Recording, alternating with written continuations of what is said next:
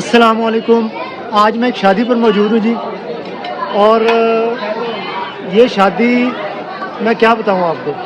आज 23 तारीख है, तमाम रास्ते बंद। इमरान खान ने जो कॉल दी है 24 तारीख की, और हम किस तरह आए हैं ये दूल्हा भाई से पूछते हैं। ये आए थे फॉर्चूनर पे, रास्ते में वहाँ फॉर्चूनर खड़ी की और आगे ये आए हैं जी चिंची रक्षा जो है चिंची, उस पर बैठ कर। तो अभी पहुँचे हम 10 बजे। जी, ऐसे ही है बिल्कुल। क्या क्या कह रहे हैं? बहुत मुश्किलात का सामना करना पड़ा, लेकिन अल्हम्दुलिल्लाह अपनी मंजिल तक पहुँच ही गए। अल्हम्दुलिल्लाह अपनी मंजिल तक पहुँच के दुल्हन लेके जाएंगे, चाहे जितने भी रास्ते बंद हो, कर्फ्यू लग जाए, लेकिन हम दुल्हन लेने आए और दुल्हन लेके जाएंगे।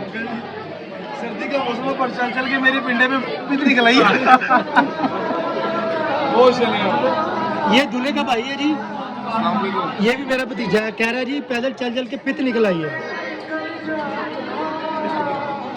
और आप कुछ और बस ले जी। ठीक है जी, सब कुछ हो गया, आपने देख लिया। अल्लाह हाफिज़ कर देते हैं। अल्लाह हाफिज़।